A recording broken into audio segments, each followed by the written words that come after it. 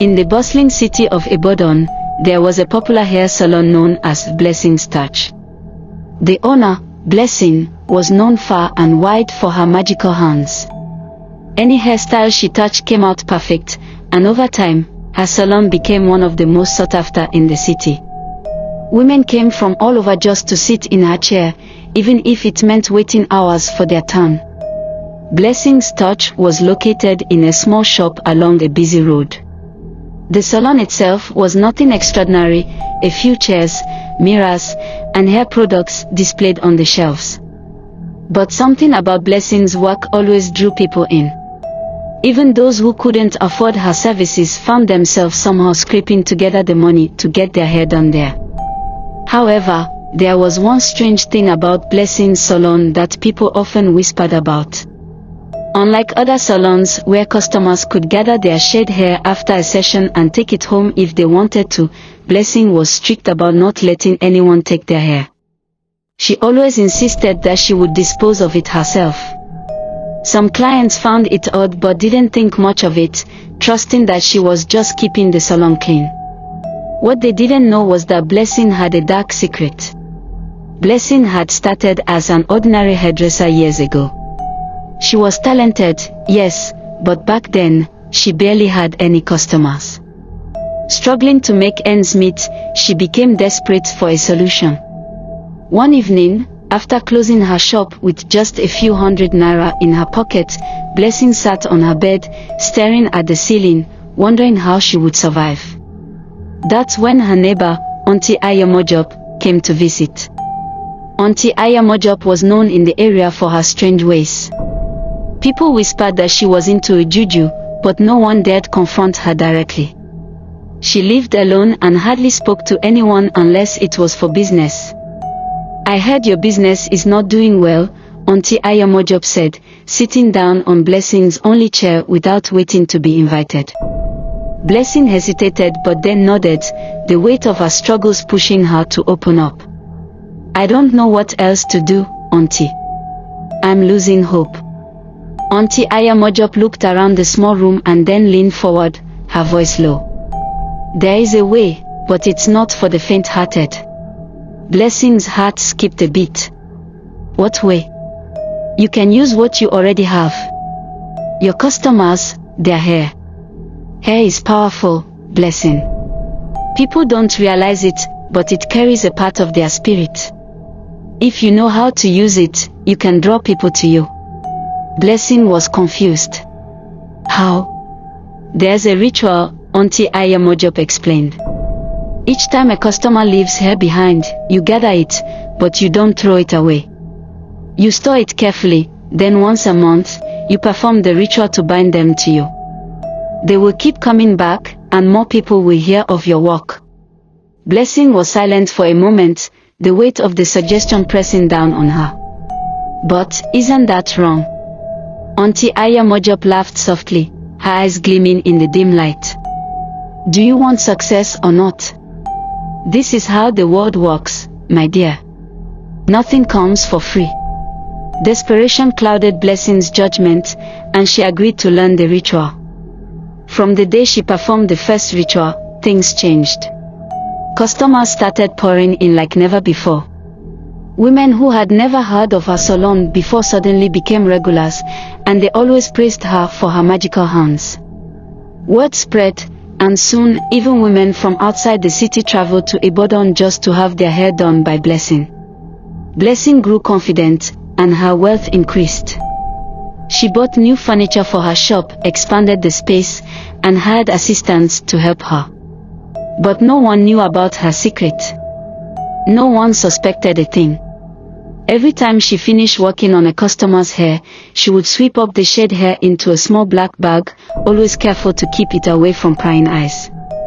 At the end of each month, she would lock herself in her back room with candles, powders, and strange herbs Auntie Ayamojop had given her. There, she would perform the ritual to ensure her customers' loyalty. But as time went on, something began to change.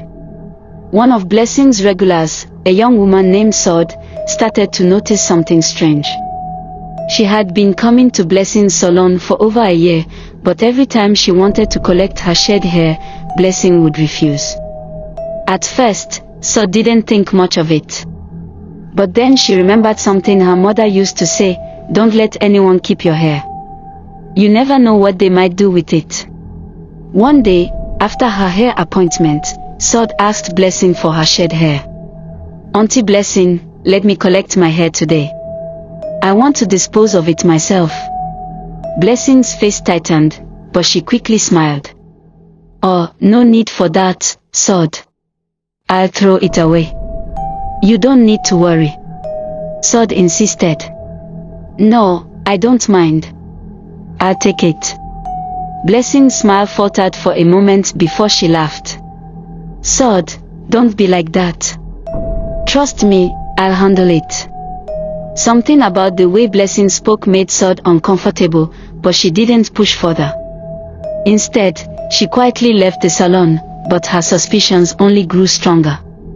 The next time she visited, she decided to take matters into her own hands. One evening, after her hair appointment, Sod pretended to forget her wallet inside the salon. She left the shop, waited for a few minutes, and then sneaked back, quietly peeking through the window. She saw Blessing sweeping up the hair as usual, but instead of throwing it away, she took the black bag and disappeared into the back room. Sod's heart raced. What was she doing with the hair?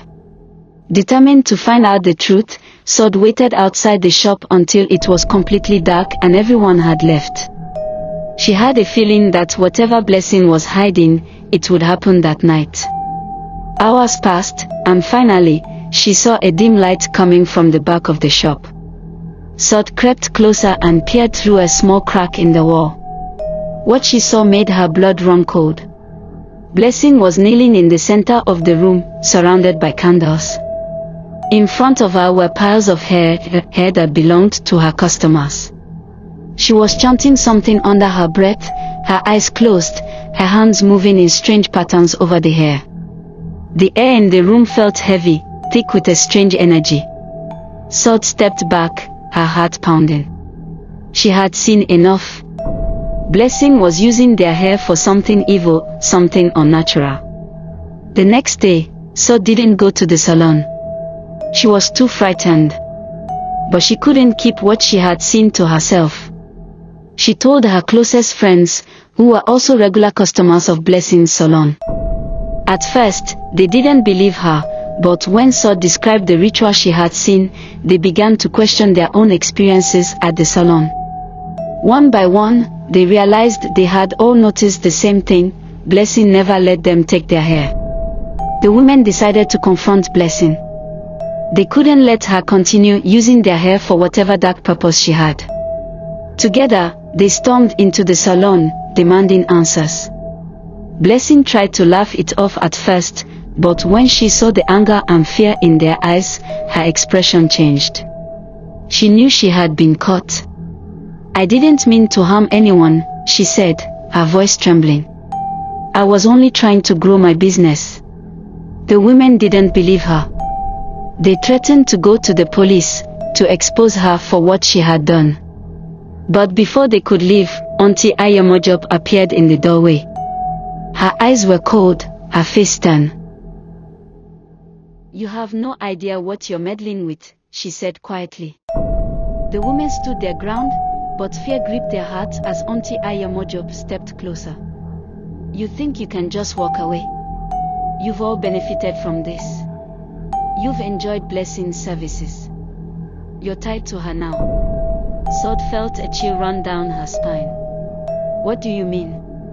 Auntie Ayamojob smiled, a cruel smile that didn't reach her eyes. "The ritual is already done. You can't break it. As long as Blessing lives, you will always return. You are bound to her, whether you like it or not." The women looked at each other in horror.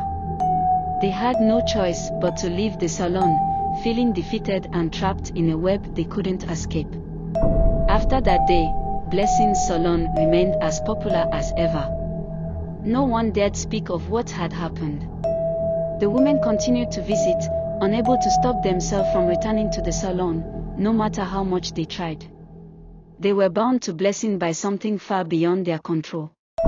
And every month, Blessing would gather their hair, retreat to her back room, and perform the ritual once more, ensuring that her customers would never leave her. Her success grew, but at what cost?